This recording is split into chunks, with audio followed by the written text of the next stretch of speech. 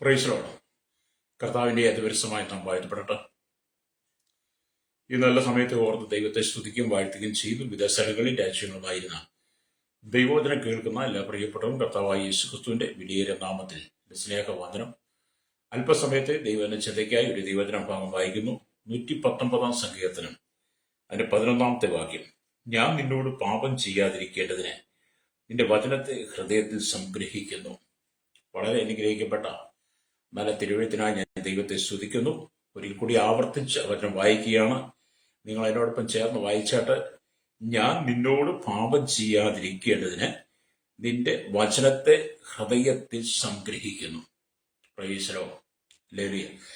നമ്മുടെ കർത്താവായ യേശുക്രിസ്തുവിന്റെ വാക്കുകൾ, വചനങ്ങൾ എപ്പോഴും നമ്മൾ ശ്രദ്ധയോടെ കേട്ട് ഉത്തരവാദിത്വത്തോടെ ഏറ്റെടുത്ത് സമർപ്പണ ജീവിതം നയിക്കണം, രക്തം ചെയ്യണം. മാത്രമല്ല, കർത്താവായ യേശുക്രിസ്തു നമുക്ക് നൽകി തരുന്ന വചനങ്ങൾ നമ്മുടെ ഹൃദയത്തിൽ സ്ഥിരമായിട്ട് സൂക്ഷിക്കണം, സംഗ്രഹിക്കണം.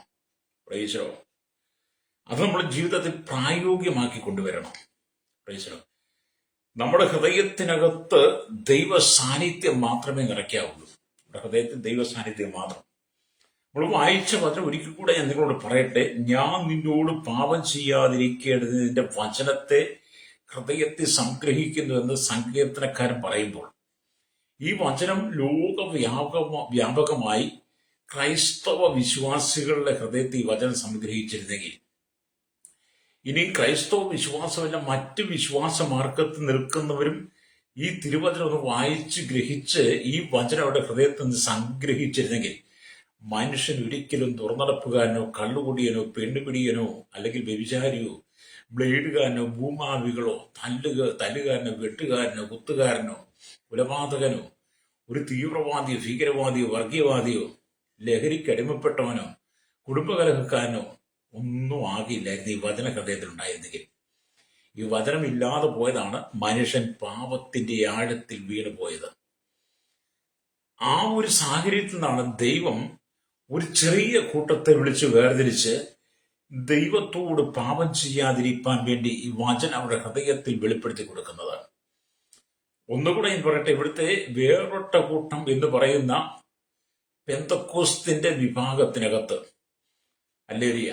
അപ്പോൾ വേർപെട്ട കൂട്ടം എന്ന് പറയുമ്പോൾ അനവധി ആളുകൾ അതിനകത്തുണ്ടെന്നുണ്ട്, വിവിധ മാർഗക്കാര്.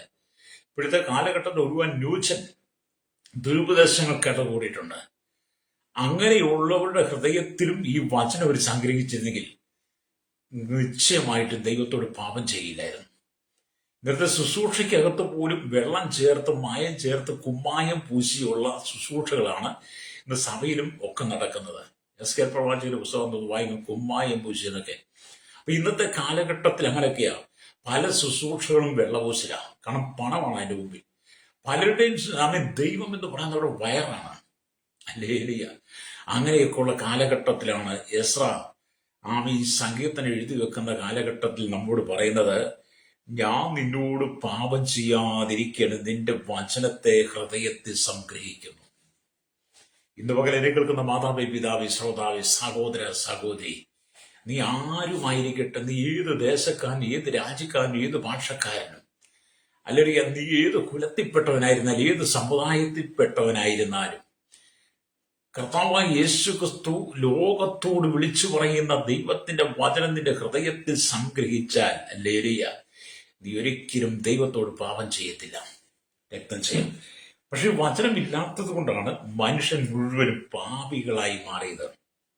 ഇവിടെ വചനം പറയുമ്പോൾ, ഹല്ലേലൂയ, ഇതിന്റെ നമ്മൾ വായിച്ച വചനത്തിന്റെ 119 സങ്കീർത്തനത്തിന്റെ 9 വാക്യം വായിക്കുന്നത് എന്താണ്? ബാലൻ തന്റെ നടപ്പിനെ നിർമ്മലമാക്കുന്നത് എങ്ങനെ? നിന്റെ വചനപ്രകാരം അതിനെ സൂക്ഷിക്കുന്നതിൽ തന്നെ ഞാൻ പൂർണ്ണ ഹൃദയത്തോടെ നിന്നെ അന്വേഷിക്കുന്ന നിന്റെ കൽപ്പനകളെ വിട്ടു നടപ്പാൻ എനിക്കിടവരുതേ എന്ന് അവിടെ വായിക്കാൻ കഴിയും. ആ ഭാഗത്തിന്റെ ചരിത്രഭാഗം കൊണ്ട് നമ്മൾ വായിക്കുമ്പോൾ സ്തോത്രം, ഹല്ലേലൂയ. കാരണം ഈ വാക്യം സൺഡേ സ്കൂൾ കുട്ടികൾക്ക് ഏറ്റവും സുപരിചിതമാണ്. തലമുറ ഇന്ന് വളർന്നു വരുന്നത് സകലവിധ പാപങ്ങൾക്കും അധീനമായിട്ടാണ്. വചനം എല്ലാവർക്കും സുപരിചിതമാണെങ്കിലും ഈ വളർന്നു വരുന്ന തലമുറയുണ്ടല്ലോ, സകല പാപങ്ങൾക്ക് അധീനര തലമുറ. മാത്രം ഇന്നത്തെ യൗവനക്കാരെ വാർദ്ധക്യത്തിലായിരുന്നു നോക്കിയാൽ ഈ മൊബൈൽ എന്ന് പറയുന്ന സംവിധാനം വന്നപ്പോൾ ഹൃദയത്തിൽ വചനമില്ല, പാപത്തെ സംഗ്രഹിച്ചു കൊണ്ടിരിക്കുന്നു, കൂട്ടി ഹൃദയത്തെ സൂക്ഷിക്കുന്നു. ഹല്ലേലൂയ. അതുകൊണ്ട് അങ്ങനെയുള്ള മാലിന്യങ്ങളിൽ നിന്നെല്ലാം മോചനം പ്രാപിക്കണമെന്ന് ദൈവവചനം ഹല്ലേലൂയ നമ്മെ പഠിപ്പിക്കുക. ഇങ്ങനെയുള്ള സാഹചര്യങ്ങളൊക്കെ നമ്മൾ മോചനം പ്രാപിക്കണം. അതിന് വചനമാണ് നമുക്ക് അതിന്റെ മാർഗം. ഹല്ലേലൂയ. വചനം പറയുന്നത്. അതുകൊണ്ട് ഒരുവനെ രക്ഷയ്ക്ക് ജ്ഞാനിയാക്കുവാൻ മതിയായ തിരുവെഴുത്തുകളെ ബാല്യം മുതൽ നമ്മൾ പഠിക്കേണ്ടതാണെന്ന് പൗലോസ് ഹല്ലേലൂയ തിമോഥെയോസിന് ലേഖനം എഴുതുമെന്ന് പറഞ്ഞു. ഒരുവനെ രക്ഷയ്ക്ക് ജ്ഞാനിയാക്കുന്നത് എന്താ? ഈ ലോകത്തിന്റെ കൂട്ടുകെട്ടുകളല്ല ഒരുവനെ രക്ഷയ്ക്ക് ജ്ഞാനിയാക്കുന്നത്. നമ്മുടെ അറിവും ജ്ഞാനവുമല്ല, നമ്മുടെ കയ്യിലിരിക്കുന്ന സാധനങ്ങളൊന്നും അല്ല അറിവിൽ നമ്മെ ജ്ഞാനിയാക്കി മാറ്റുന്നത്.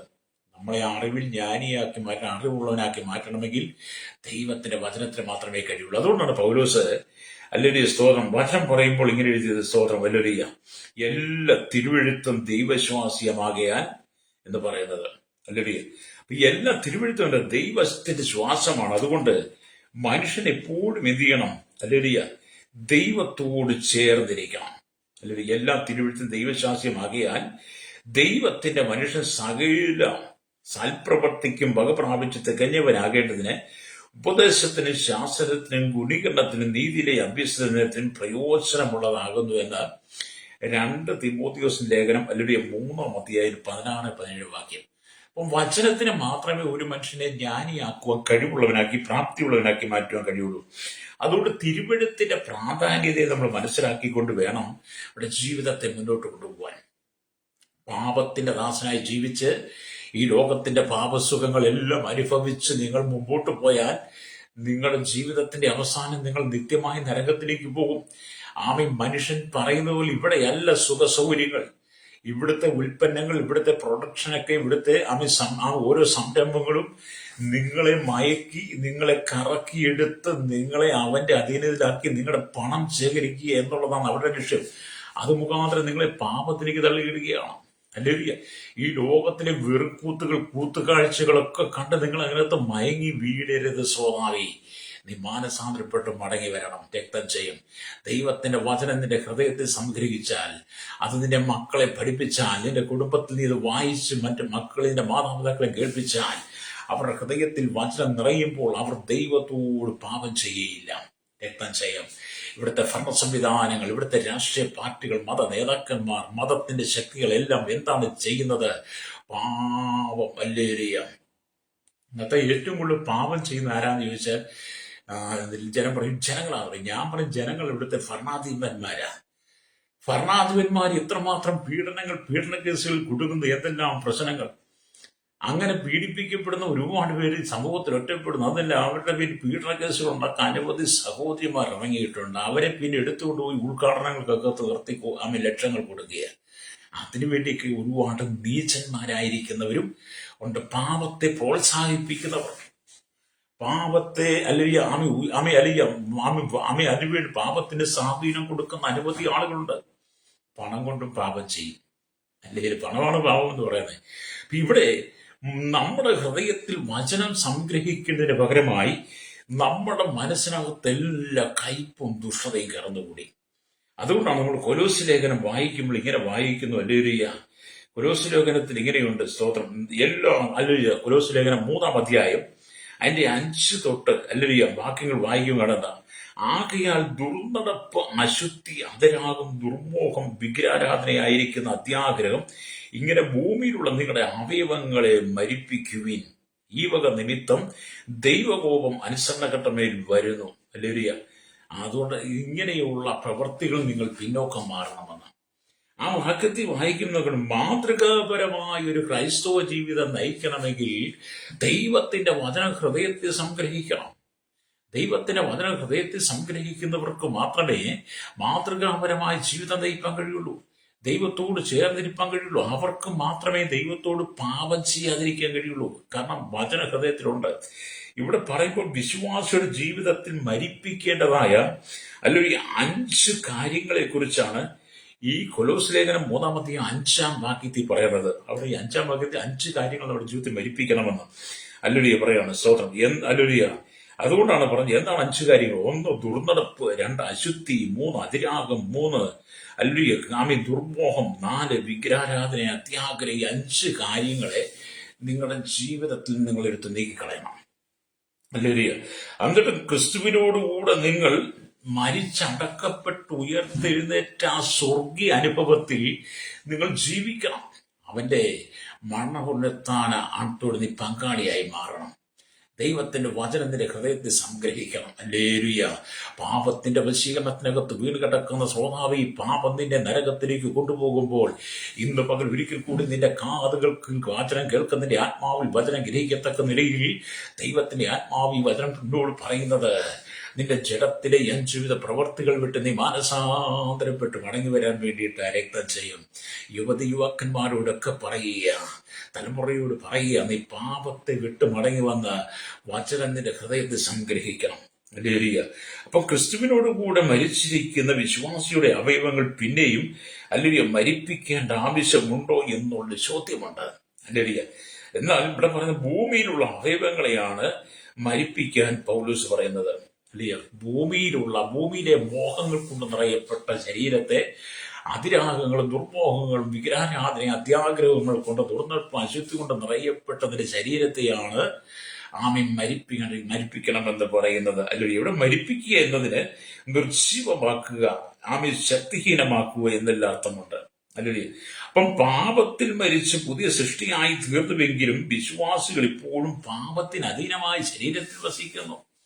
അപ്പൊ നീ പാപത്തെ വിട്ട് കർത്താവായ യേശു ക്രിസ്തുവിന്റെ വീണ്ടും ജന്മം പ്രാപിച്ചുവെങ്കിലും ഇന്നത്തെ സമൂഹം വിശ്വാസികൾ ആ വീണ്ടെടുക്കപ്പെട്ട അനുഭവം മറന്ന് ദൈവത്തിന്റെ വചന ഹൃദയത്തിൽ സംഗ്രഹിക്കേണ്ടതിന് പകരമായി പാപത്തിന്റെ അശുദ്ധിയിൽ വീണ്ടും ജീവിച്ചുകൊണ്ടിരിക്കുന്നു.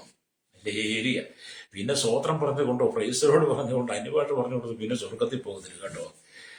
ദൈവത്തിന്റെ വചനം നീ ഹൃദയത്തെ സംഗ്രഹിച്ചു വിശുദ്ധ ജീവിതം നയിക്കുന്നില്ലെങ്കിൽ നിന്റെ കാര്യം കട്ട പുക തന്നെയാ എന്നൊക്കെ പിള്ളേർ പറയുമല്ലോ അല്ലേ. അങ്ങനെ തന്നെ ഞാനിവിടെ ഉപയോഗിക്കുക വാക്ക് കട്ട പുക. നിങ്ങൾ മാനസാന്തരപ്പെടണമെന്നേ. എന്തിനാണ് നമ്മൾ കർത്താവിനെ അല്ലെങ്കിൽ സ്വീകരിച്ചത്? എന്തിനാണ് കർത്താവിനോട് നമ്മുടെ ഹൃദയം കൊടുത്തത്? വിശുദ്ധ ജീവിതം നയിക്കാൻ വേണ്ടിയിട്ടാണ്.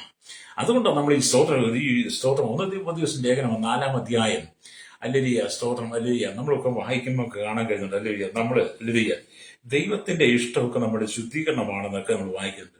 1 തെസ്സലോനിക്യ ലേഖനം ഹല്ലേലൂയ. അപ്പം ദൈവത്തിന്റെ ഇഷ്ടം എന്താ? നമ്മുടെ അവിശുദ്ധി 1 തെസ്സലോനിക്യ 4-ന്റെ 3 വായിക്കണം കേട്ടോ. ദൈവത്തിന്റെ ഇഷ്ടമോ നമ്മുടെ ശുദ്ധീകരണം തന്നെ.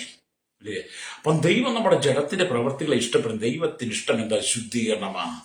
നിങ്ങളെ ദൈവം വിളിച്ചത് എന്താ? അശുദ്ധിക്ക് വേണ്ടിയിട്ടല്ല നിങ്ങളെ വിളിച്ചത്, വിശുദ്ധീകരണത്തിന് വേണ്ടിയിട്ടാണ്. അപ്പം നിങ്ങളുടെ ജഡത്തിലെ മോഹങ്ങളെ നീക്കിക്കളഞ്ഞിട്ട് നിങ്ങൾ ജീവിക്കണം. അപ്പം പാപം നിന്റെ ജീവിതത്തിൽ പ്രവേശിക്കാതിരിക്കത്തക്ക നിലയിൽ നിന്റെ വചനത്തെ നിന്റെ ഹൃദയത്തെ നീ വചനം കൊണ്ട് നിറച്ചു കഴിഞ്ഞാൽ, വചനം സംഗ്രഹിച്ചു കഴിഞ്ഞാൽ നീ പിന്നീട് പാപം ചെയ്യത്തില്ല. ഹല്ലേലൂയ. ഞാൻ ചില ദിവസങ്ങൾക്ക് മുമ്പ് ചില വ്യക്തികളോട് സംസാരിച്ചു. കഴിഞ്ഞ ചില ദിവസങ്ങൾ ചില ആളുകളോട് സംസാരിച്ചപ്പോൾ അവർ പാപത്തെക്കുറിച്ച് മാത്രമാണ് പറയുന്നത്. ഈ ലോകത്തിന്റെ പാപസുഖങ്ങളെ കുറിച്ചാണ് പറയുന്നത്. അവർ രക്ഷിക്കപ്പെട്ടവരാണ്, കർത്താവിന്റെ കൽപ്പനകൾ സ്വീകരിച്ചവരാണ്, വിശുദ്ധ ജീവിതം നയിക്കുന്നവരാണ്. പക്ഷെ അവർ പറഞ്ഞു വന്നപ്പോൾ എന്താ? അവർ പാപത്തിന് അധീനമായ ശരീരത്തിൽ വസിക്കുന്നവരുടെ ജഡത്തിന്റെ അല്ലെങ്കിൽ ദുർനടപ്പ് അശുദ്ധി അതിരാഗം ദുർമോഹം വിഗ്രഹാരാധന അത്യാഗ്രഹം എന്ന് പറയുന്ന ഭൂമിയിലുള്ള അവയവങ്ങളെ കുറിച്ചാണ് പറഞ്ഞത്. അല്ലേ? ഞാൻ എന്നെ ശക്തിയുക്ത എതിർത്ത് അങ്ങനെയല്ല, നമ്മൾ വേർപെട്ട കൂട്ടരാണ്, നമ്മൾ വീണ്ടെടുക്കപ്പെട്ട ദൈവമക്കളാണ്. ഇതാ തനിച്ചു മാർക്കുന്ന ജനം ജാതികളോടുകൂടെ എണ്ണപ്പെടുന്നതില്ലെന്ന് സംഖ്യാപുസ്തകം 23 രേഖപ്പെടുത്തി വെച്ചിട്ടുണ്ട്. അല്ലേ? അതുകൊണ്ട് ലോകത്തെ നമ്മൾ മാറ്റി നിർത്തണം. ഈ ലോകത്തിന്റെ പാപസുഖങ്ങളെ മാറ്റി നിർത്തണം. നമുക്ക് ഇന്ന് തിരുവോണ നാളാണ്. ഈ തിരുവോണ നാളിൽ ഇന്നലെ ബീവറേജിന്റെ പടിക്ക് കൂടെ കടന്നു വരുമ്പോൾ, അതിലൂടെയാണ് ഞങ്ങൾ വീട്ടിലേക്ക് വരുന്ന ഒരു മെയിൻ വഴിയാണ്. ബീവറേജിന്റെ പടിക്ക് കൂടെ കടന്നു വരുമ്പോൾ കുഞ്ഞുകുട്ടികളെ എടുത്ത് തോളത്ത് വെച്ച് ഒക്കത്ത് വെച്ചുകൊണ്ട് പോകുന്നത് പോലെയാണ് ഓരോരുത്തര് ബ്രാൻഡി കുപ്പി മേടിച്ചുകൊണ്ട് പോകുന്നത്. അതിനകത്താരാ? ക്രൈസ്തവ ജനമാണ് ഉള്ളത് കൂടുതല്. ക്രൈസ്തവ ജനങ്ങളുണ്ട്. ഹല്ലേലൂയ. ഇഷ്ടംപോലെ സഞ്ചികളിൽ തൂക്കി ആ ബീവറേജിന്റെ കുപ്പികളൊക്കെ വായിച്ചിറങ്ങി വരുമ്പോൾ അവന്റെ മുഖത്തെ ചിരിയൊന്ന് കണ്ടു കഴിഞ്ഞാൽ അവനാണ് ലോകം ഭരിക്കുന്നതെന്ന് തോന്നും. അവനെയൊക്കെ ദൈവം നികഷ്ടബുദ്ധിക്ക് ഏൽപ്പിച്ചത് കൊണ്ടല്ലേ ഹല്ലേലൂയ ഇന്ന് തിരുവോണമാണെന്ന് പറഞ്ഞ് അതിനുവേണ്ടി അട്ടഹസിച്ച് ആഘോഷിച്ച് മദ്യപിടിച്ച് അവസാനം റോഡിന്റെ വളയിലും ഓടയിലും കിടക്കുന്നവന് വീട്ടിൽ പ്രശ്നമുണ്ടാക്കി ഒക്കെ നടക്കുന്നത് എന്തുകൊണ്ടാണ്? അവന്റെ ഹൃദയത്തിൽ വചനമില്ല. ക്രിസ്ത്യാനിയാണ്, ഹൃദയത്തിൽ വചനമില്ല. അതുകൊണ്ടാണ് അവൻ പാപം ചെയ്തത്. അതുകൊണ്ടാണ് യെശയ്യാ പുരോഹിതൻ സങ്കീർത്തനം എഴുതുന്ന സമയത്ത് പറഞ്ഞത്, ഞാൻ നിന്നോട് പാപം ചെയ്യാതിരിക്കരുത്, നിന്റെ വചനത്തെ ഹൃദയത്തിൽ സംഗ്രഹിക്കുന്നു. വചനം ഹൃദയത്തിലുള്ളവൻ ലോകത്തിന്റെ ഏതു ഭാഗത്ത് പോയി ജീവിച്ചാലും അവൻ പാപം ചെയ്യത്തില്ല. കാരണം വചനം അവന്റെ ഹൃദയത്തിലുണ്ട്. അതുകൊണ്ടാണ് അല്ലെങ്കിൽ കൊലോസ്യ ലേഖനം 3:5 അവിടെ ജഡത്തിലെ 5 വിധ പ്രവൃത്തികളെ ഉരിഞ്ഞുകളഞ്ഞ് പുതിയ മനുഷ്യനെ ധരിക്കണമെന്ന് പറയുന്നത്. ചെയ്യും വീണ്ടും മനുഷ്യനെ കുറിച്ച് പറയുമ്പോൾ വചനം ഹൃദയത്തിൽ സംഗ്രഹിക്കുന്ന പകരമായി ഈ കൊലോസ്യ ലേഖനത്തെ തന്നെ 3 6 വായിച്ചു വരുമ്പോൾ കാണുന്നുണ്ട്. അല്ലരിയ 6 വായിച്ചു വരുമ്പോൾ വീണ്ടും നമുക്ക് വായിക്കാം. അലിസം അല്ലരിയ സ്തോത്രം അല്ലരിയ അവയിൽ ജീവിച്ചിരിക്കുന്ന കാലം നിങ്ങൾ മുമ്പേ അവയിൽ നടന്നു പോകുന്ന മോളിൽ പറഞ്ഞ 5 കാര്യം താഴോട്ട് വരുകയാണ്. ഇപ്പോഴും നിങ്ങളും കോപം, ക്രോധം, ഈർഷ്യ, വായുവിന ദൂഷണം, ദുർഭാഷണം ഇവയൊക്കെയും അല്ലരിയ ഒക്കെയും വീട്ടുകളിൽ അന്യോന്യം പോഷ്കു പറയരുത് എന്നും ഇവിടെ പറയാം. ഇപ്പൊ എന്താണ് മനുഷ്യന്റെ ഹൃദയത്തിലുള്ളത്? മനുഷ്യന്റെ ഹൃദയത്തിൽ എന്താ? കോപം, ക്രോധം, ഈർഷ്യ, വായിൽ നിന്ന് വരുന്ന ദൂഷണം, ദുർഭാഷണം ഇവയൊക്കെ നിങ്ങൾ നീക്കിക്കളയണം. ഇതൊന്നും നിങ്ങളുടെ ജീവിതത്തിൽ, നിങ്ങളുടെ വായിൽ, നിങ്ങളുടെ അതരങ്ങളിൽ കൊണ്ട് നടക്കരുത് എന്ന് പറഞ്ഞാൽ വിശ്വാസികൾ ഉരിഞ്ഞു കളയേണ്ട 6 കാര്യങ്ങളെ കുറിച്ചാണ് പറയുന്നത്. വിശ്വാസം ഉരിഞ്ഞു കളയേണ്ട 6 കാര്യങ്ങൾ. ആദ്യം ഇവിടെ പറഞ്ഞ് വിശ്വാസം ഉരിഞ്ഞ 5 കാര്യങ്ങൾ. രണ്ടാമത് പറയുന്നത് അടുത്ത 7-8 പറഞ്ഞ 6 കാര്യങ്ങൾ ഉരിഞ്ഞു കളയണം. ഒന്നുകൂടെ ഞാൻ പറയാം. കോപം, ക്രോധം, ഈർഷ്യ, വായിൽ വരുന്ന ദുർഭാഷണം, ദൂഷണം, ദുർഭാഷണം ഇവയൊക്കെയും ഉരിഞ്ഞു കളയും. ഫോഷ്ക്ക് ഇതൊന്നും നമ്മൾ പറയുന്നത്. എങ്കിൽ മാത്രമേ നമുക്ക് യഥാർത്ഥത്തിൽ സമാധാനമുള്ളൊരു ജീവിതം നയിക്കാൻ കഴിയുള്ളൂ. എന്നെ കേൾക്കുന്ന മാതാവി പിതാവി, നീ സമാധാനമുള്ളൊരു ജീവിതം നയിക്കണമെന്ന് പരിശുദ്ധാത്മാവ് ആഗ്രഹിക്കുന്നതാണ്. നീ സമാധാനത്തോടെ ജീവിക്കണമെന്ന് സാത്താൻ ആഗ്രഹിക്കുന്നില്ല. പിശാചാണ് നിന്നെ ഈ ലഹരി ഉൽപ്പന്ന ശാലകളിൽ കൊണ്ട് നിർത്തുന്നത്, ബീവറേജിന് മുമ്പിൽ കള്ളുഷാപ്പിലും ബാറുകളിലും കൊണ്ട് നിർത്തുന്നത്, ലഹരി പദാർത്ഥ ശാലകളിൽ കൊണ്ട് നിർത്തും. ദുർനടപ്പും ദുർഭാഷണവും ദുർചിന്തകളും ദുർമോഹങ്ങളും അശുദ്ധിയും ദുഷ്കാമോഹത്തിന്റെ ജീവിതത്തിൽ കൊണ്ടെത്തുന്നതിനെ അതിൽ ഉല്ലസിപ്പിക്കുന്ന, സന്തോഷിപ്പിക്കുന്നത് സാത്താനാണ്. അല്ലേലൂയ. ലോകത്തിന്റെ മോഹങ്ങൾക്ക് നീ അധീനരായി മാറരുത്. കർത്താവായ യേശുക്രിസ്തുവിന്റെ മധ്യാകാശ വരവ് ഏറ്റവും ആസന്നമായിരിക്കുന്ന കാലഘട്ടത്തിൽ എന്നെ കേൾക്കുന്ന ശ്രോതാവേ, നീ മാനസാന്തരപ്പെട്ട് മടങ്ങി വന്ന് വിശുദ്ധ ജീവിതം നയിക്കണം. ജഡത്തിന് ഉരിഞ്ഞു കളയേണ്ട 5 കാര്യങ്ങളെ കുറിച്ച് കൊലോസ്യ ലേഖനം 3:5 ജഡത്തിന് ഉരിഞ്ഞു കളയേണ്ട 6 കാര്യങ്ങളെ കുറിച്ച് കൊലോസ്യ ലേഖനം 7-8 വാക്യങ്ങളും നിന്നെ ഓർമ്മിപ്പിക്കുന്നത് പരിശുദ്ധാത്മാവാണ്. ഇത് പ്രസംഗിക്കാനേ എന്നോട് ദൈവം പറഞ്ഞിട്ടുള്ളൂ. ആ വചനം പരിശുദ്ധാത്മാവ് നൽകിയതാ നിന്റെ മാനസാന്തരത്തിന് വേണ്ടി, നിന്റെ മാതാവിന്റെ, പിതാവിന്റെ, നിന്റെ മക്കളുടെ, ഭാര്യയുടെ, ഭർത്താവിന്റെ മാനസാന്തരത്തിന് വേണ്ടി ദൈവത്തിന്റെ ആത്മാവ് രേഖപ്പെടുത്തി വെച്ചിരിക്കുന്ന വചനമാണ്. വചനം ജീവിതത്തിൽ ഹൃദയത്തിൽ സംഗ്രഹിക്കാതെ ക്രിസ്ത്യാനിയാണെന്ന് പറയുന്നതിനകത്ത് എന്ത് മാന്യതയുണ്ട്? എല്ലാവരും പറഞ്ഞു ഞങ്ങൾ ക്രിസ്ത്യാനിയാണ്, ഞങ്ങളങ്ങ് മുഴുത്ത കൊമ്പത്തെയാണ്, ഞങ്ങളങ്ങ് അവിടുന്ന് വന്നവരാണ്, ഞങ്ങൾക്ക് പാരമ്പര്യമാണ്, ഞങ്ങളങ്ങ് ആ കുടുംബത്തിൽപ്പെട്ടവരാണ്, വേണമെങ്കിൽ ഒരു കർത്താവായ യേശുക്രിസ്തുവിനേക്കാൾ വലിയവരാണെന്ന് പറയും. എന്റെ സഹോദര, ക്രിസ്ത്യാനി എന്ന് പറഞ്ഞാൽ അവൻ ജഡത്തിന്റെ പ്രവൃത്തികളെ ഉരിഞ്ഞു കളയണം. അല്ലേലിയ. ഹൃദയത്തിൽ വചനം സംഗ്രഹിക്കണം. എന്നിട്ട് വേണം നമ്മൾ ക്രിസ്ത്യാനിയാണെന്ന് പറയാൻ. ഇതൊന്നുമില്ലാതെ ലോകത്തിന്റെ മാലിന്യങ്ങൾ, ചണ്ടിക്കുമ്പാനങ്ങളിൽ കടന്ന് റോഡിൽ കിടക്കുന്ന സാധനങ്ങൾ കള്ളുഷാപ്പിടിക്കുന്ന മേടിച്ചുകൊണ്ട് വീട്ടിൽ ഫ്രിഡ്ജിലും ഷോക്കേസിലും വെച്ച് അലമാരിലും വെച്ച് കുടിച്ച് കൂത്താടി മക്കൾക്കും കൊടുത്ത്, ഭാര്യയ്ക്കും കൊടുത്ത്, കൂട്ടുകാരെ വിളിച്ച്, വീട്ടുകാരെ വിളിച്ച് വിരുന്ന് കഴിക്കുന്നതാണോ അതിന്റെ ക്രിസ്ത്യാനിത്വം എന്ന് പറയുന്നത്? അതാണോ അതിന്റെ ക്രിസ്ത്യാനിത്വം പഠിപ്പിക്കുന്നത്? നിന്റെ സഭ അതല്ലല്ലോ പഠിപ്പിച്ചത്. നിന്റെ പ്രമാണത്തിൽ അതല്ലോ, നിന്റെ കയ്യിരിക്കുന്ന ബൈബിളിൽ അതല്ലല്ലോ എഴുതിയിരിക്കുന്നത്. നിന്റെ ബൈബിളിരിക്കുന്ന പ്രമാണത്തിൽ എഴുതിയിരിക്കുന്നത് ദുർനടപ്പും അശുദ്ധി, അതിയാകും, ദുർമോഹവും വികാരാധന ആയ അത്യാഗ്രഹം എല്ലാം നീക്കിക്കളയണമെന്നാണ്. രണ്ടാമത്തെ കാര്യം എന്താണ്? അലറിയ കോപം, ക്രോധം, ഈർഷ്യ, വായിൽ വരുന്ന ദൂഷണം, ദുർഭാഷണം, ദോഷക്കൊക്കെ ഉപേക്ഷിച്ച് കളയണമെന്ന്. ഇതൊക്കെ കളയാതെ നമ്മൾ എങ്ങനെ കർത്താവിനോട് നടക്കുന്നേ? കർത്താവിനോട് കൂടെ നടക്കാനാ ദൈവം നമ്മെ വിളിച്ചത്. ദൈവത്തോടു കൂടെ നടക്കണം. നോക്കറിയാം, ഒരു മനുഷ്യൻ ദൈവത്തോടു കൂടെ നടന്നു. അല്ലേലൂയ. ആരാണ്? ഹാനോക്ക്. ഉൽപ്പത്തി പുസ്തകം 5:21 തൊട്ട് 25 വരെയുള്ള 5:21 തൊട്ട് 25 വരെ വാക്യം വായിക്കുമ്പോൾ ഹാനോക്കിനോട് രേഖപ്പെടുത്തിയിട്ടുണ്ട്. ഹാനോക്കിന് 60 വയസ്സായപ്പോൾ, അല്ലെങ്കിൽ 65 വയസ്സായപ്പോൾ എന്ത് ചെയ്തു? മെഥൂശലഹിനെ ജനിപ്പിച്ചു. അല്ലല്ല, 65 മെഥൂശലഹിനെ ജനിപ്പിച്ച ശേഷം ഹാനോക്ക് 300 വർഷം അങ്ങനെ ദൈവത്തോടു കൂടെ നടന്ന് ഹാനോക്കിന്റെ ജീവിതകാലം 365 വയസ്സാണ്. 65 വയസ്സാണ് മെഥൂശലഹിനെ ജയിപ്പിച്ച.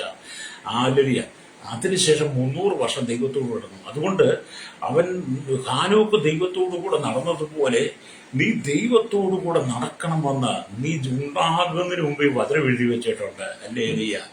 അല്ലാതെ ലോകത്തോടു കൂടെ നടന്നിട്ട് പാപത്തിൽ അധിവസിച്ചിട്ട് നിനക്ക് സ്വർഗത്തിൽ പോകാമെന്ന് നീ ചിന്തിക്കരുത്. അല്ലേ എലിയ? വചനം ദൈവത്തിൻ്റെതാണ്.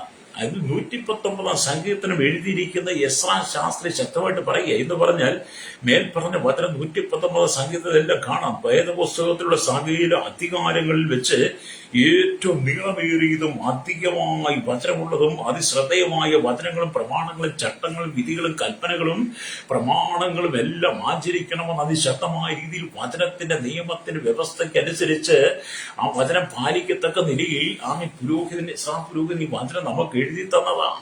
എൻ്റെ ഏരിയ ഈ വചനത്തെ ഹൃദയത്തിൽ സംഗ്രഹിക്കണം. എൻ്റെ ഏരിയ വേദപണ്ഡിതനായിരുന്ന എസ്ര എഴുതിയതായിരിക്കാം എന്നാണ് ഇതിനെക്കുറിച്ച് പറയുന്നത്. എൻ്റെ ഏരിയ ആ എസ്രാവിനെ കുറിച്ച് വേദപുസ്തകം ഇപ്രകാരം പറയുന്നു: അവൻ യഹോവയുടെ ന്യായപ്രമാണം പരിശോധിക്കാൻ. എസ്രയെ കുറിച്ച് പറയുന്നത് അല്ലേരിയ യഹോവയുടെ ന്യായപ്രമാണം ദിനംതോറും അവൻ പരിശോധിക്കുന്നവനായിരുന്നു എന്ന് അവിടെ രേഖപ്പെടുത്തി വെച്ചിട്ടുണ്ട് കേട്ടോ. അല്ലേരിയ അത് പറയുന്ന വചനം എന്ന് പറയുന്നത് എസ്രായുടെ പുസ്തകത്തിലേക്ക് വരുമ്പോൾ അല്ലേരിയ ആ എസ്രാ പുസ്തകം 7-ാം അധ്യായം അതിന്റെ 9-10 വാക്യങ്ങൾ വായിക്കുമ്പോൾ നമുക്ക് വായിച്ചു കേൾക്കാം. അല്ലേരിയ സ്തോത്രം. അല്ലേരിയ 1-ാം മാസം 1-ാം തീയതി അവൻ ബാബേലിൽ നിന്ന് യാത്ര പുറപ്പെട്ട് തന്റെ ദൈവത്തിന്റെ കൈ തനിക്ക് അനുകൂലമായിരുന്നത് കൊണ്ട് അവൻ 5-ാം മാസം 1-ാം തീയതി യെരൂശലേമിൽ എത്തി യഹോവയുടെ ന്യായപ്രമാണം പരിശോധിപ്പാൻ അതനുസരിച്ച് നടപ്പാനും ഇസ്രായേലിൽ തന്റെ ചട്ടങ്ങളും വിധികളും ഉപദേശിപ്പാനും എസ്രാ മനസ്സ് വെച്ചിരുന്നു. അല്ലേലിയ ജനത്തെ പഠിപ്പിക്കുകയാണ്. ന്യായപ്രമാണ ശാസ്ത്രീയാണ്. കാരണം അതുകൊണ്ടാണ് ഈ ചട്ടങ്ങളും വിധികളും പ്രമാണങ്ങളും എന്നൊക്കെ ഇവിടെ പറയുന്നതുകൊണ്ടാണ് ഈ എസ്രാ ആയിരിക്കും 119 സങ്കീർത്തനം എഴുതിയിരിക്കുന്നത്. 119 ചട്ടങ്ങളും വിധികളും പ്രമാണങ്ങളും കൽപ്പനകളും വഴികളെയും കുറിച്ചാണല്ലോ പറയുന്നതല്ല. ഉത്തരവാദിത്വത്തിലുള്ള വചനം. എന്നിട്ട് പറയുകയാണ്, ഇസ്രായേലിലുള്ള യഹോവയുടെ കൽപ്പനകളുടെയും ചട്ടങ്ങളുടെയും വാക്യങ്ങൾ വിദഗ്ധ ശാസ്ത്രിയായ എസ്രാ പുരോഹിതന് അർത്ഥസൃഷ്ടാ രാജാവ് കൊടുത്ത എഴുത്തിന്റെ പകർത്താവിത്. അല്ലേരിയ അപ്പൊ ഇതെല്ലാം നമുക്ക് എഴുതി തന്നിരിക്കുന്നത് നമ്മൾ ജീവിത വിശുദ്ധിയോടെ ജീവിക്കാൻ വേണ്ടിയിട്ടാണ്. ജീവിത വിശുദ്ധിയോടെ ജീവിക്കണം. യേശു വരാൻ സമയമായി. സഹോദര സഹോദരി, നീ ഒരുങ്ങിയിട്ടുണ്ടോ? ഇന്ന് പകൽ നിന്റെ ജീവിതത്തിന്റെ അടിസ്ഥാനം എന്താ? അല്ലേരിയ പാപത്തിൽ നീ മരിക്കരുത്. പാപത്തിൽ മരിച്ചാൽ നരകം നിനക്ക് കിട്ടും. അല്ലേരിയ നീ വീണ്ടെടുപ്പ് പ്രാപിക്കണം, വിശുദ്ധി പ്രാപിക്കണം. അല്ലേരിയ ലോകം നിന്റെ ഉള്ളിലേക്ക് പ്രവേശിക്കരുത്. കർത്താവിന് വേണ്ടി നിന്റെ ഹൃദയം വിട്ടുകൊടുത്ത് ദൈവത്തോട് പാപം ചെയ്യാതിരിക്കാൻ വേണ്ടിയിട്ട് ദൈവത്തിന്റെ വചനത്തിന്റെ ഹൃദയത്തെ സംഗ്രഹിക്കണം. അല്ലേരിയ മറിയ നല്ല അംശം തെരഞ്ഞെടുത്തുവെന്ന് നമ്മൾ കാണുന്ന ഈ നല്ല അംശമായി ക്രിസ്തുവിനെ തെരഞ്ഞെടുക്കണമെന്നേ. ലേലിയ ഈ ലോകത്തിന്റെ പാപസുഖങ്ങളിൽ ജീവിച്ച ഒരു വ്യക്തിയാണെന്ന് ഞാൻ എപ്പോഴും നിങ്ങളോട് എല്ലാ ദിവസവും പറയാറുണ്ട്. കാരണം എന്റെ ജനനം മുതൽ എനിക്ക് തിരിച്ചറിവായ കാലം തൊട്ട് 36 വയസ്സ് വരെ അല്ലേരിയ ഞാൻ ഈ മദ്യവും മയക്കുമരുന്നും ലഹരി പദാർത്ഥങ്ങളും ഒക്കെ കണ്ടാ വളർന്നത്. തിരിച്ചറിവായി കഴിഞ്ഞ കാലം തൊട്ട് അത് ഇഷ്ടംപോലെ ഉപയോഗിക്കാൻ തുടങ്ങി. അല്ലേരിയ അങ്ങനെ പാപത്തിൽ ജീവിച്ച ഒരു വ്യക്തിയായിരുന്നു എന്റെ സാഹചര്യം, എന്റെ കാലഘട്ടം. അതിൽ നിന്നാണ് ദൈവം എന്നെ വിടുവിച്ചിട്ട് വേർതിരിച്ചിട്ട് പറഞ്ഞത്, ഞാൻ നിന്നോട് പാപം ചെയ്യാതിരിക്കേണ്ടതിന് നിന്റെ വചനത്തെ ഹൃദയത്തെ സംഗ്രഹിക്കുന്നുവെന്ന് 119 സങ്കീർത്തനം വായിച്ച ആ വചനം എന്റെ ഉള്ളിൽ വന്നു കഴിഞ്ഞപ്പോൾ എന്ത് ചെയ്തു? എന്റെ ജഡത്തിലെ 5 വിധ പ്രവൃത്തികൾ, എന്റെ വായിൽ നിന്ന് വരുന്ന 6 വിധ പ്രവൃത്തികൾ, അങ്ങനെ ജഡത്തെ ഞാൻ ഉരിഞ്ഞു കളഞ്ഞു. ജഡത്തെ അതിന്റെ രാഗമോഹങ്ങളോടുകൂടെ ക്രൂശിച്ചു. ക്രിസ്തുവേശുവിനുള്ളവർ ജഡത്തെ അതിന്റെ രാഗമോഹങ്ങളോടുകൂടെ ക്രൂശിച്ചിരിക്കുന്ന തിരുവെഴുത്തിൽ ഗലാത്യ ലേഖനം 5:24 രേഖപ്പെടുത്തി വെച്ചിട്ടുണ്ട്. അതുകൊണ്ട് നിന്റെ ജീവിതം കർത്താവിന് വേണ്ടി കൊടുക്കണം. അല്ലേലിയ പാപത്തിൽ വസിച്ച് നീ നിത്യനാശത്തിലേക്ക് പോകരുത്. പാപം ചെയ്യുന്നവന്റെ വീട്ടിൽ സമാധാനമില്ല. ഏതെങ്കിലും മദ്യമാനിയുടെ വീട്ടിൽ സമാധാനം, ഏതെങ്കിലും മയക്കുമരുന്നിൽപ്പെട്ട് ജീവിക്കുന്ന സമാധാനമുണ്ടോ? ദുർനിരപ്പുകാരൻ, അശുദ്ധിക്കാരൻ, ദുർഭാഷണക്കാരൻ, ദുർമോഹമുള്ളവരെയും വിഗ്രഹാരാധന, അത്യാഗ്രഹം പൂഷ്കു പറഞ്ഞതിന്റെ കഴിഞ്ഞ വീട്ടിൽ സമാധാനമുണ്ട്. നിങ്ങൾ കണ്ടിട്ടുണ്ടോ? ഒരിക്കലും സമാധാനമില്ല. ലേലുയ. എന്താണ് അധ്വാനിക്കുന്ന പൈസ മുഴുവൻ ലോകർക്ക് കൊണ്ട് കൊടുത്തിട്ട് നീ പാവത്തിൽ ജീവിക്കുക? നിന്റെ കുടുംബം പട്ടിണിയിലല്ലേ? കുടുംബ ദാരിദ്ര്യത്തിലല്ലേ? നിനക്ക് എന്തെങ്കിലും രക്ഷ പ്രാപിക്കാൻ കഴിയും? നീ ഓരോ ദിവസം മനസ്സ് പുതുക്കി രൂപാന്തരപ്പെടാൻ നീ ആഗ്രഹിക്കുന്നില്ല. നീ ഓരോ ദിവസവും തീരുമാനം എടുക്കുകയല്ലേ? നിന്റെ തീരുമാനമൊക്കെ എന്താ? വെള്ളത്തിൽ ആണി അടിച്ചതുപോലെ. പലരും തീരുമാനമെടുക്കും. ഞാൻ ഇനി മദ്യപിക്കത്തില്ല, ഞാൻ ഇനി പുകവലിക്കത്തില്ല, ഞാൻ ഇനി ഭോഷ്ക് പറയത്തില്ല, ഞാൻ ഇനി വ്യഭിചരിക്കത്തില്ല, ഞാൻ ഇനി തുറന്നപ്പുറം നടത്തത്തില്ല, ഞാൻ ഇനി ചൂതാട്ടത്തിന് പോകത്തില്ല, ഞാൻ വാണിഭങ്ങൾക്ക് പോകത്തില്ല. ഭാര്യയെ കൊണ്ട് സത്യം ചെയ്യും, മക്കളെ കൊണ്ട് സത്യം ചെയ്യും, അപ്പനെ അമ്മയെ കൊണ്ട് സത്യം ചെയ്യും എന്നൊക്കെ പറയും. അല്ലേലിയ. എന്നൊക്കെ പറഞ്ഞാൽ ഇവൻ വീണ്ടും ചെയ്യുന്ന എന്താ? പാപം തന്നെയാണ്. ഇതൊക്കെ സത്യം. പലരും ഭോഷ്ക് സത്യം എന്ന് പറയാം. ഇതൊക്കെ അങ്ങനെ പലരെയും ചൊല്ലി നീ സത്യം ചെയ്ത് നീ പലപ്പോഴും തീരുമാനമെടുത്തിട്ടില്ല. നിന്റെ തീരുമാനങ്ങളെല്ലാം അടുത്ത സെക്കൻഡ് പിശാച് പൊളിച്ചിട്ടുണ്ട്. എൻ്റെ ഏരിയ എന്നെ കേൾക്കുന്ന മാതാപിതാവേ, നീ ക്രിസ്തു ശിഷ്യനായി മാറുവാൻ നീ ദൈവത്തിന്റെ വചനം അനുസരിക്കണം. ഹല്ലേലൂയ.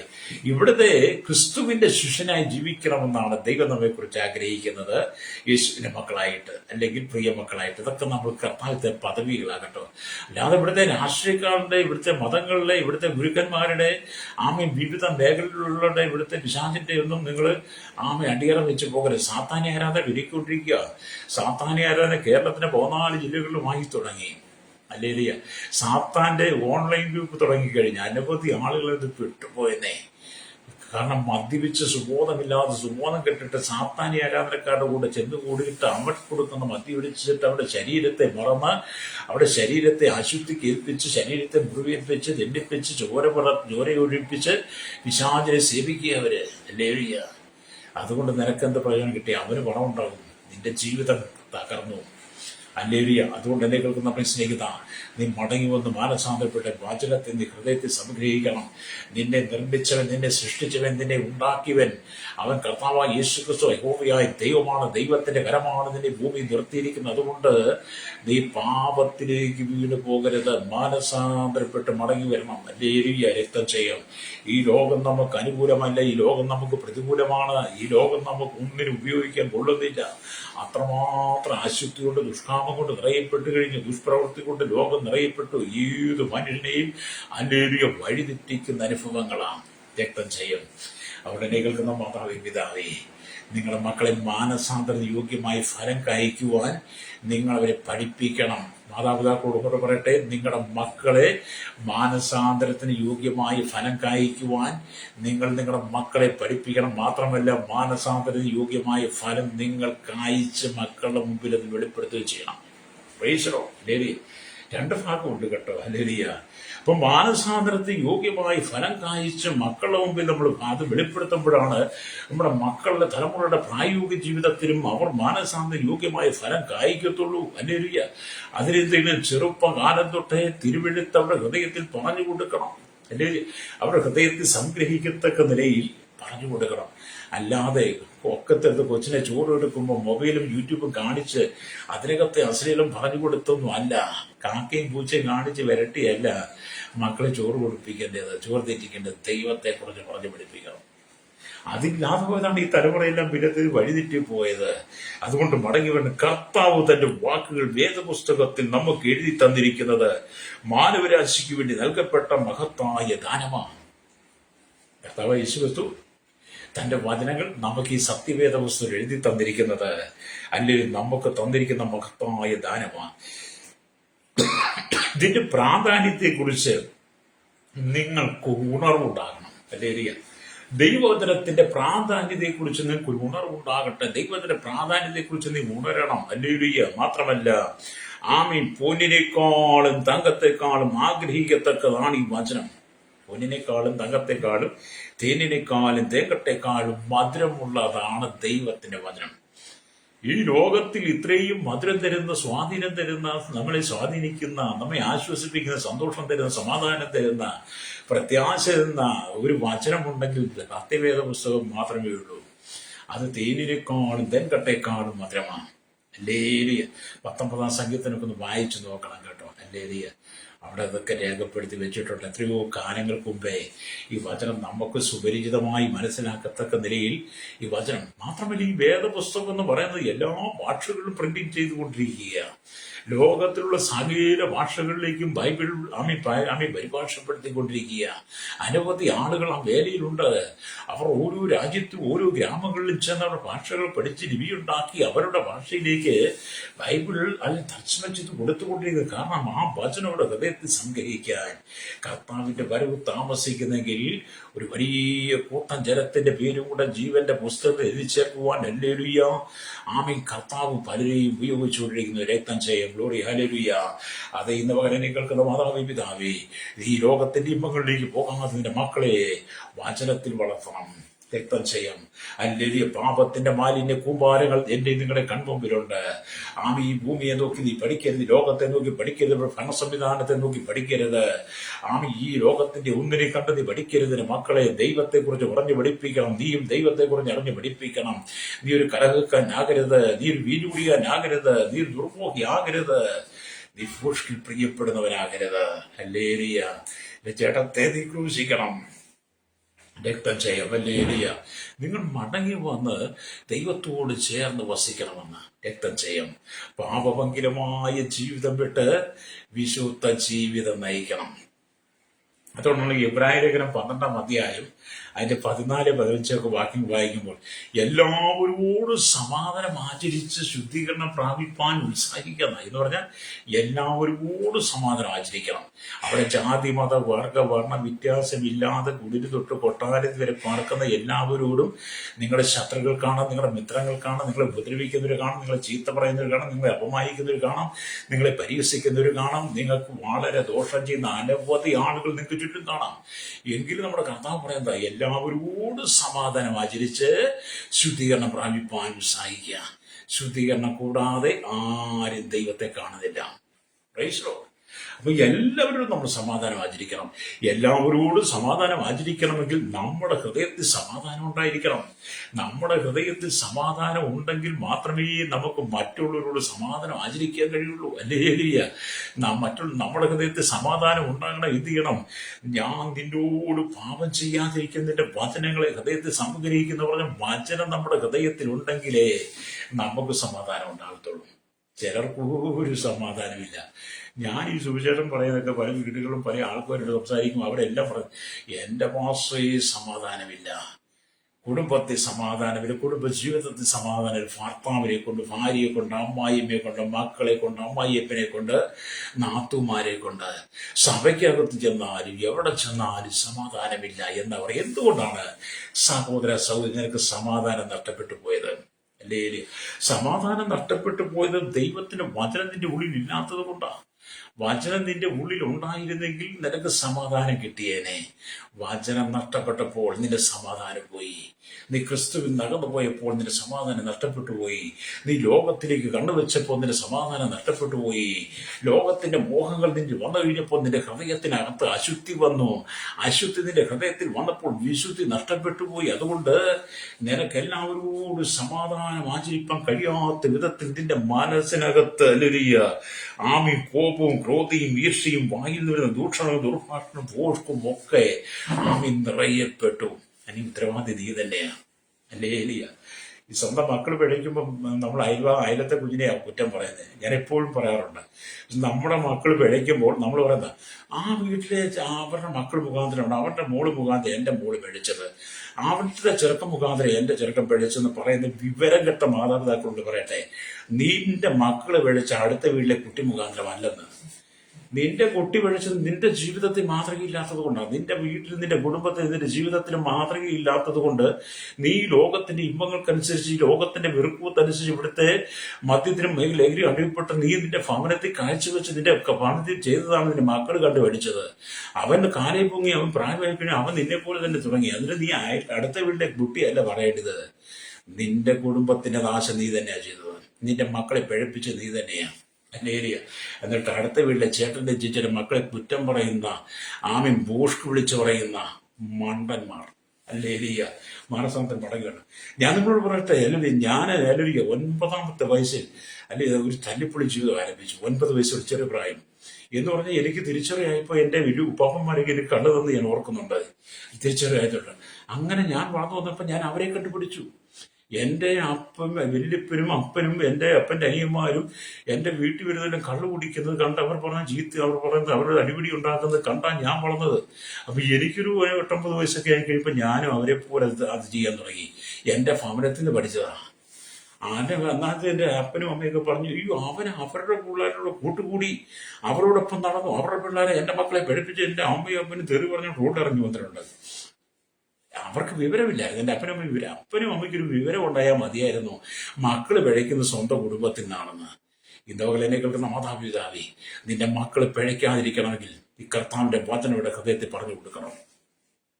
കൂട്ടുകൂടി നിന്റെ കുടുംബത്തിനകത്തെ മദ്യപാനം ചേർത്ത് ഇന്നും തിരുവോണ നാളാണ്. കൂട്ടുകാരെ വിളിച്ച് നിന്റെ ഭവനത്തിനകത്ത് മദ്യക്കുപ്പി വെടിച്ചു വെച്ചിട്ടുണ്ടല്ലോ, അത് നീ നീക്കിക്കളയണം. അത് വിളമ്പരുത് നിന്റെ കുടുംബത്തിൽ. നിന്റെ മക്കൾക്ക് നിന്റെ അപ്പനും അമ്മയ്ക്കും ഭാര്യയ്ക്കും ഭർത്താവിന് നിന്റെ അമ്മ സഹോദരങ്ങൾ ഒഴിച്ചു കൊടുക്കരുത്. അന്യ വീട്ടിൽ കിടക്കുന്ന പുരുഷനെ നിന്റെ വീട്ടിൽ വിളിച്ച് മദ്യപിക്കരുത്, അത് നിനക്ക് ദോഷം ചെയ്യും. നീ ഇന്ന് നിന്റെ അന്യ വീട്ടിൽ കിടക്കുന്ന പുരുഷനെ നിന്റെ കൂട്ടുകാരനെ വിളിച്ചു കൊണ്ടുവന്ന് നീ മദ്യത്തിന്റെ വീട്ടിൽ വിളമ്പിക്കൊടുത്താൽ അവൻ വീട്ടിൽ ഒരു മാർഗമാക്കി മാറ്റും. അങ്ങനെ ദിവസം കഴിയുന്നതോടെ അവസാനം നിന്റെ കുടുംബത്തിൽ ചില നഷ്ടങ്ങൾ സംഭവിക്കും.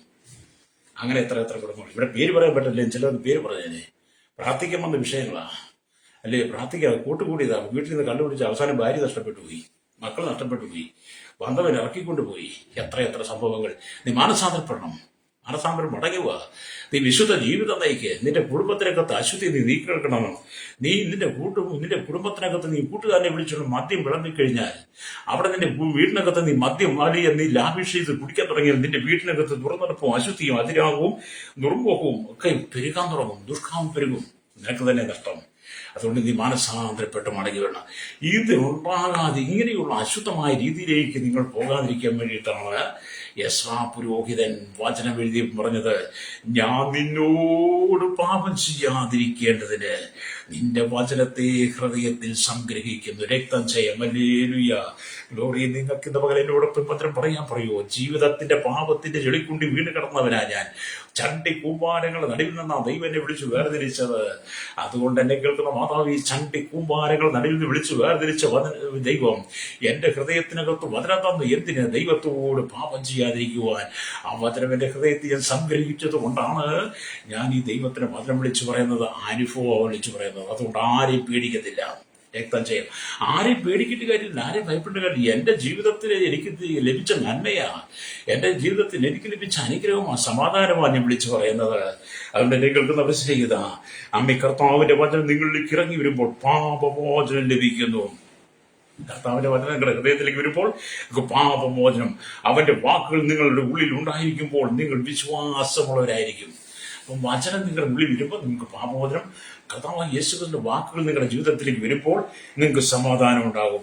ആ വചനം നിങ്ങളുടെ കാലിന് ദീപവും പാതയ്ക്ക് പ്രകാശവുമാകുന്നു. ആ വചനം നിങ്ങളുടെ കാലിന് ദീപവും പാതയ്ക്ക് പ്രകാശവുമാകുന്നുവെന്ന് അല്ലെങ്കിൽ 119 സംഗീതത്തിന്റെ 105 വാക്യത്തിൽ രേഖപ്പെടുത്തി വെച്ചിട്ട് അവിടെ ഇങ്ങനെ എഴുതിക്കുന്നു, നിന്റെ വചനം എന്റെ കാലിന് ദീപവും എന്റെ പാതയ്ക്ക് പ്രകാശവും. ചെറുപ്പകാലം തൊട്ട് നിങ്ങൾ പറഞ്ഞു പഠിപ്പിക്കണം. ഒരുപക്ഷെ നാം വളർന്നു വന്ന കാലഘട്ടത്തിൽ നമ്മുടെ മാതാപിതാക്കൾ നമ്മളെ അത് പറഞ്ഞു പഠിപ്പിച്ചിട്ടില്ല, നമ്മുടെ തലമുറയെ പറഞ്ഞു പഠിപ്പിച്ചില്ല. എന്നാൽ ഈ കാലഘട്ടത്തിൽ തലമുറയെ നമ്മൾ പറഞ്ഞു പഠിപ്പിക്കണം.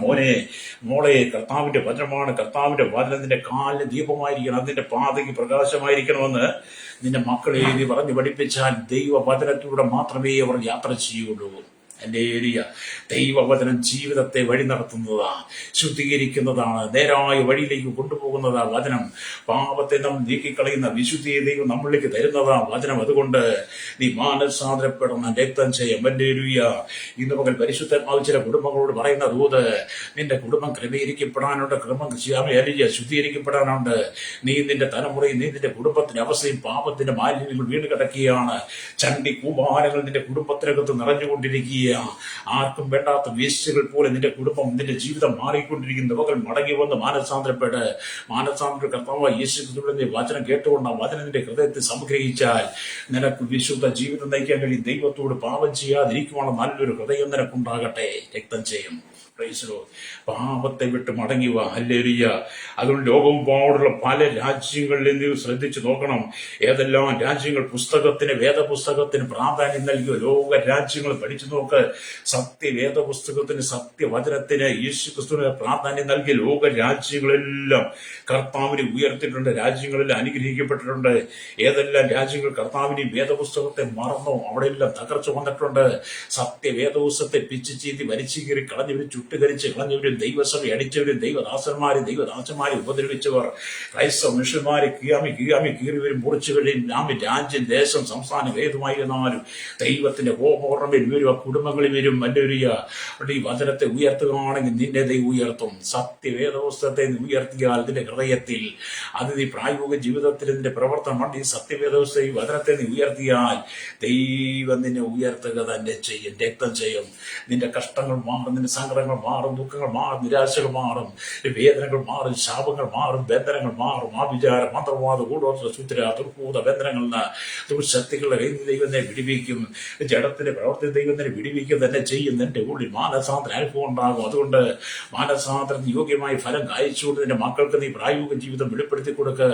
അവർക്ക് നീ മാതൃകയായി മാറുക. ദേശത്ത് മാതൃകയായി മാറുക. ഹല്ലേലൂയ. നീ മാനസാന്തരം മടങ്ങി വാ. ദൈവം നിന്നിലൂടെ വലിയ കാര്യങ്ങളാണ് പ്രതീക്ഷിക്കുന്നത്.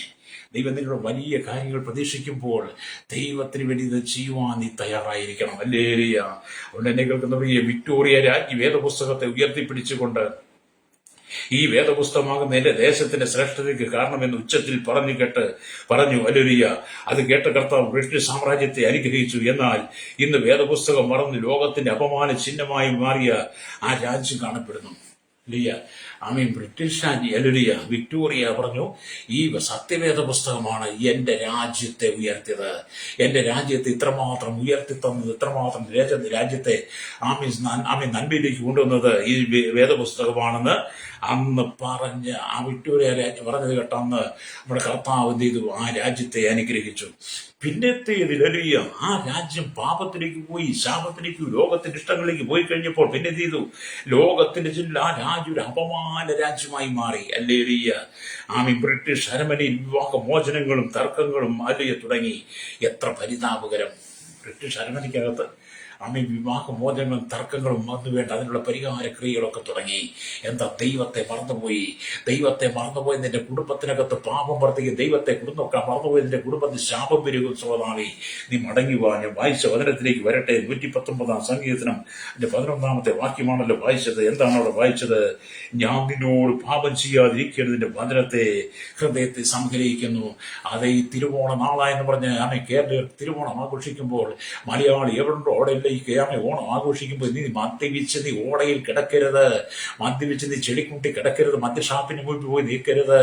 നിനക്കൊരു ആഘോഷമുണ്ടെങ്കിൽ നീ നിന്റെ മക്കളോട് കൂടെ ഇരുന്ന് ഒന്നിച്ച് ആഘോഷിക്കണം. അത് മദ്യത്തിലല്ല. കൂട്ടുകാരെ, ബന്ധുക്കളെ, അയൽവാസികളെ വിളിച്ച് നിന്റെ ഭവനത്തിനകത്ത് മദ്യം വിളമ്പരുത്. അതിന്റെ കുടുംബം തകരുക തന്നെ ചെയ്യും. ഹല്ലേലൂയ. മാനസാന്തരം പടയുക. കണ്ടുകളടയ്ക്കാമോ? എന്നോടൊപ്പം ചേർന്ന് പ്രാന്തിക്ക് ഒരുപക്ഷെ ഇതങ്ങോട്ട് കേൾക്കുമ്പോൾ ഇഷ്ടപ്പെട്ടില്ലെന്ന് വന്നേക്കാൻ, ഇഷ്ടപ്പെട്ടില്ലെങ്കിൽ എനിക്കൊന്നുമില്ല. എന്നോട് ദൈവം ഞാൻ പറയും. ഹല്ലേലൂയ. നിന്റെ രക്ഷയ്ക്ക് വേണ്ടി പറയും. നിന്നെ രക്ഷയ്ക്ക് ജ്ഞാനിയാക്കാൻ വേണ്ടിയിട്ടാണ് ഈ വചനം പറയുന്നത്. എന്നെ രക്ഷയ്ക്ക് ജ്ഞാനിയാക്കിയത് ഈ വചനമാണ്. യേശുവാണ് എന്നെ ഈ നിലയിലേക്ക് കൊണ്ടുവന്നത്. അതുകൊണ്ട് എനിക്കിത് പറയാതിരിക്കാൻ പറ്റത്തില്ല. കണ്ണുകളടച്ചാട്ട് പരിശുദ്ധ ഞങ്ങളുടെ നല്ല ദൈവമേ, സ്വർഗ്ഗ പിതാവേ, അനുഗ്രഹിക്കപ്പെട്ട മന്ദസമയത്തിനായി പ്രാന്തങ്ങൾ കേരളത്തിൽ 3.25 കോടി ജനങ്ങൾ തലമുറ കടത്തി പ്രാന്ത്യവസ്ഥാന തൊഴിലാളികൾ കർത്താവ് ഇന്ത്യയിൽ 145 കോടി ലോക രാജ്യങ്ങളിലെ 800 കോടി ജനം കർത്താവ് ഇന്ന് കേരളീയ ഉത്സവമായിരിക്കുന്ന തിരുവോണത്തോടനുബന്ധമായി മലയാളി എവിടുണ്ടോ അവിടെയെല്ലാം കർത്താവ് ഈ ഓണം ആഘോഷിക്കുമ്പോൾ ജനം പാപത്തിലേക്ക് പോകാതെ, ശാപത്തിലേക്കും മദ്യത്തിനും മയക്കും ലഹരിക്കും അടിപ്പെട്ട് നാശത്തിലേക്ക് പോകാതെ ജനം മടങ്ങി വന്ന് മാനസാന്തരപ്പെടുവാൻ ദൈവങ്ങൾ ഏൽപ്പിക്കുന്നു. ദൈവത്തോട് പാപം ചെയ്യാതിരിപ്പാൻ, നൽകിയ വചന ഹൃദയത്തെ സംഗ്രഹിച്ചുകൊണ്ട് വിശുദ്ധ ജീവിതം നയിപ്പാൻ കർത്താവ് ജാതി മത വർഗവർണ്ണ വ്യത്യാസം കൊണ്ടോട്ട് കൊട്ടാരത്തിവരെ പാർക്കുന്ന സകല ജനത്തെയും, എല്ലാ രാഷ്ട്ര തലവന്മാരെ, എല്ലാ മത സാംസ്കാരിക എല്ലാ മാധ്യമ മീഡിയ രംഗങ്ങൾ, എല്ലാ സയന്റിസ്റ്റ് എഞ്ചിനീയർമാർ, എല്ലാ ഭരണോദ്ദേശ പാർട്ടികളെ നിങ്ങൾ ദൈവങ്ങളിൽ തീവ്രവാദികൾ, ഭീകരവാദികൾ, വർഗീയവാദികൾ എല്ലാം മാനസാന്തരപ്പെടട്ടെ. ശൈശവത്തിൽ, ബാല്യത്തിൽ, കൗമാരി, യുവനത്തിൽ, വാർത്തയിലും വൃത്തിയുടെ യാച് ഓർഫനേജിലെ ഓൾഡ് ഏജ് തടവറയിലായിരിക്കുന്ന എല്ലാവിധ ജനങ്ങളും എല്ലാ മേഖലയിലായിരിക്കും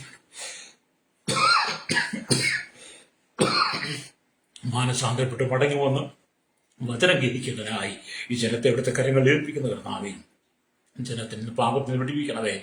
നിത്യതയെക്കുറിച്ച് ബോധ്യം ഉണ്ടാകണം. മാനസായോഗ്യമായ ഫലം കഴിപ്പാൻ എല്ലാ ജനത്തെ ഒരുക്കണമായി പ്രാർത്ഥിക്കുന്നു. സകല മുഖത്ത് എടുക്കണമേ.